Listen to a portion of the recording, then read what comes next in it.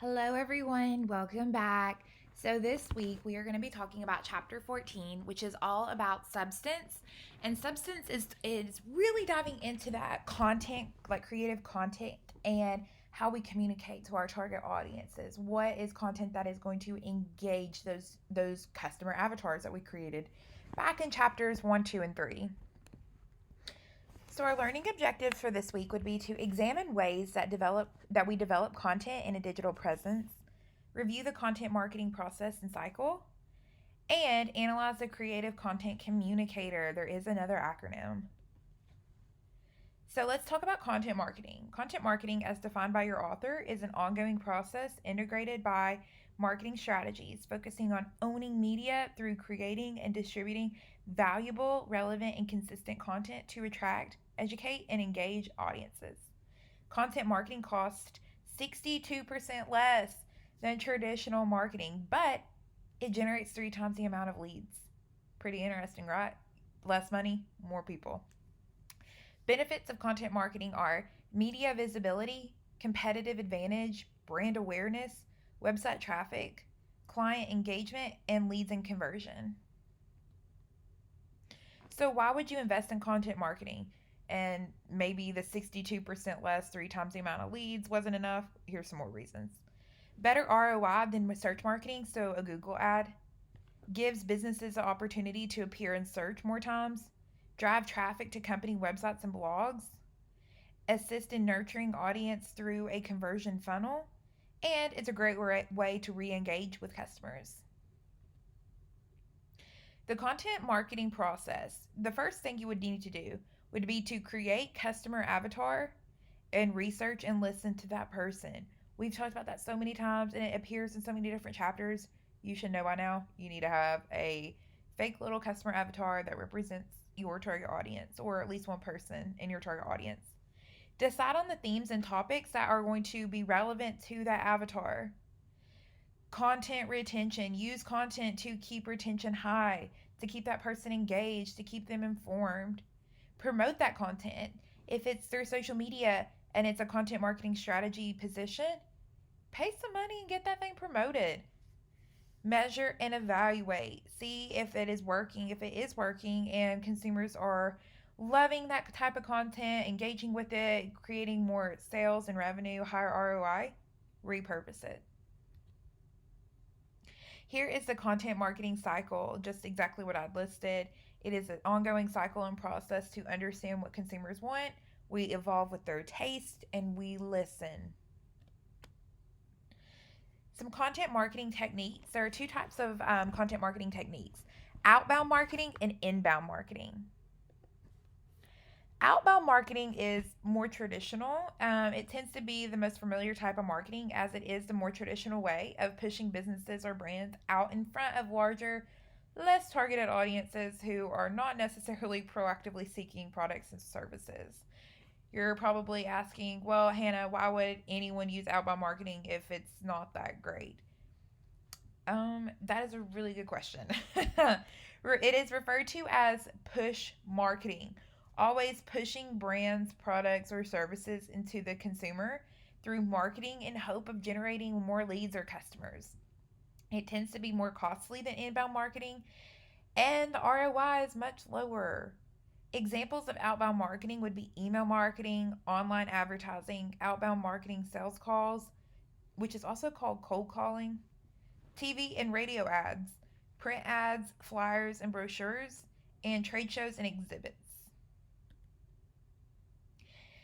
Inbound marketing, which is 10 times better, is what every business strives for because it is one of the best and most effective ways of attracting potential customers. Inbound marketing is like a storytelling for a brand. Storytelling, I've said this before in several of my courses and in this course, storytelling is so important.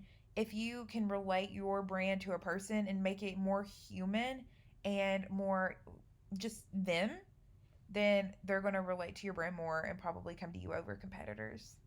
Inbound marketing campaign is focused around a single message and a goal, whereby promoting something valuable and relevant for an audience through the brand's marketing channel is more effective. It is more towards a pull, where the outbound marketing is a push. This is a pull marketing strategy. It is used when a customer knows that the person is looking for a product or service, and its purpose is to draw the customer to the business over competitors. Examples of inbound marketing would include social media marketing, content marketing, this whole chapter, intent based marketing, and SEO. Brand storytelling is telling the brand story to customers through their perspective and making it, again, human, making your brand a person, making it relative to that target audience instead of just being a corporate face. Brand journalism showcases brand success through case studies, white papers, social media, and webinars. Branded content, a form of entertaining storytelling that is relatable to the brand, although not promotional. Examples would be YouTube, podcasts, TV shows, anything like that. I've also included a photo from the textbook that gives tons of examples, like blogging, online videos, forum, podcasting, Q&A sites, document sharing. You'll notice email is on there, and you're probably thinking, well, email is on outbound marketing too. Why is it on this one? That is a great question. Email marketing can be both. Email marketing can be spam and just promoting the brand. That is outbound marketing. That is that push. We're going to push the brand in front of their faces every single second. Or you can use what we talked about in the previous chapter, CRM tools to manage customer relationships and tailor content to pull that person back to your brand through telling a story with that email. So it can go either way. The customer buying journey. Customers are savvy and use internet through the decision making process. Often, content is presented to consumers when consumers are not proactively searching. Triggers used to move further into the stages of the buying journey, and there are 5 stages. The first stage is awareness, consideration is the second, the third is purchase, retention is number 4, and advocacy is number 5. Let's break it down. So, awareness is when the customer becomes aware of the brand through channels including advertising, word of mouth, social media, anything like that. They're becoming more aware of your brand or business. Consideration would be realizing that consumers have a need and that need must be met, and the consumers are actively considering whether or not to buy the product or service from your business. The purchase is when the consumer makes a transaction. Pretty easy, right? That's the easiest step.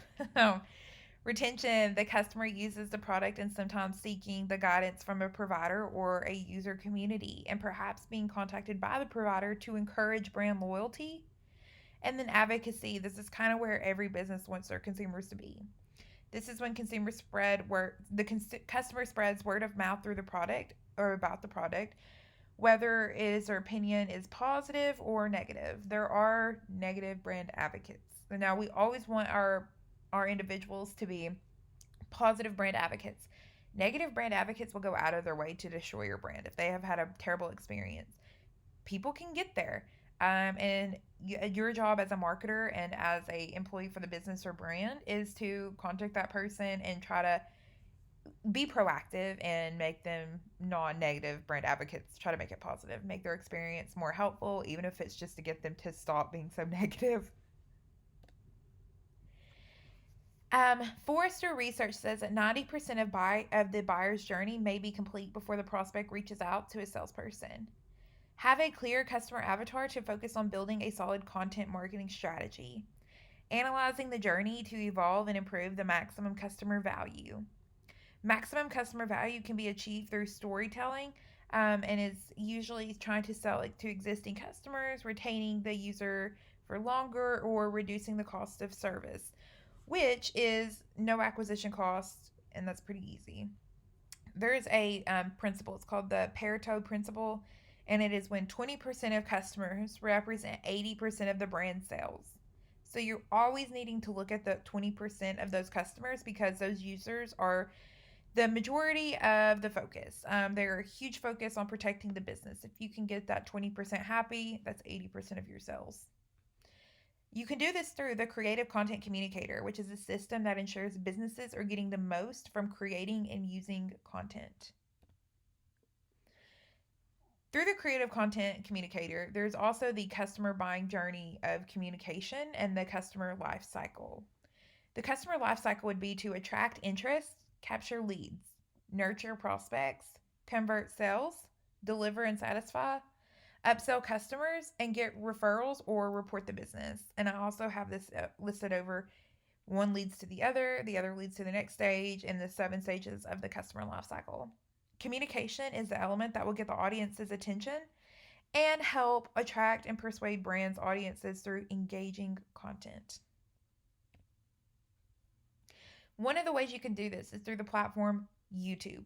YouTube is a phenomenal, engaging website that is very creative for businesses. They can do a lot of expression through this platform.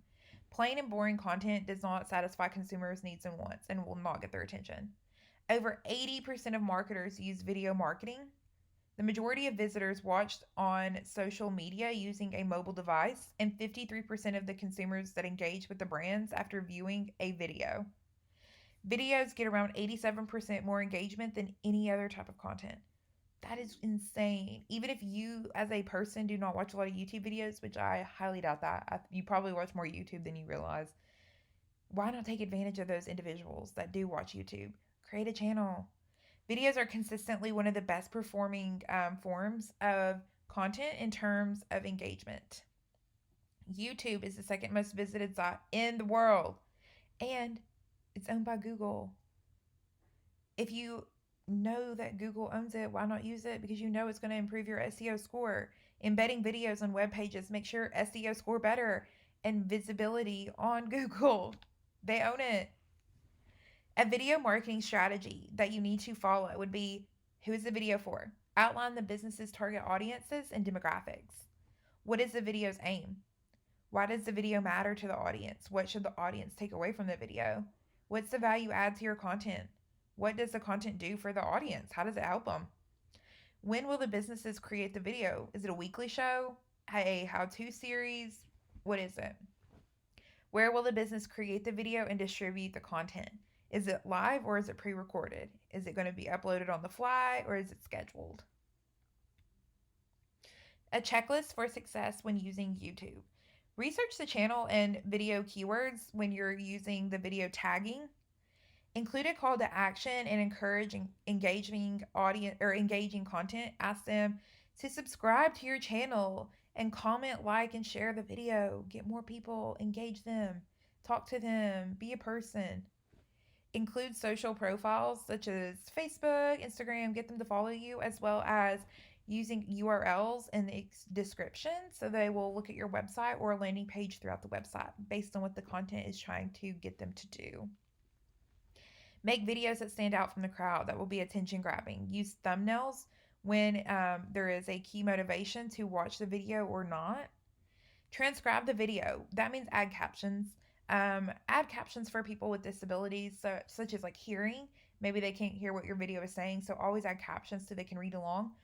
Also, how many of you will be on Facebook and you're watching a video and you don't really want to have the sound on because you're like in the middle of a crowd and you're just wanting to read the video? Add captions. Drive as much traffic as possible.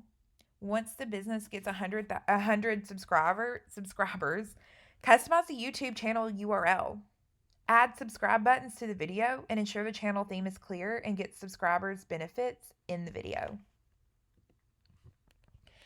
Some editing sites I thought that would be really helpful to include would be Splice, LumaFusion, InShot, Adobe Premiere Rush, VideoShop, Filmmaker Pro Video Editor, and Viva Video. It is the best video editor. You also, if you have a laptop, most like Windows has a editing system for YouTube videos or just like videos that you've recorded. Mac has iMovie. They have GarageBand. So also take advantage of the free systems that your computer offers.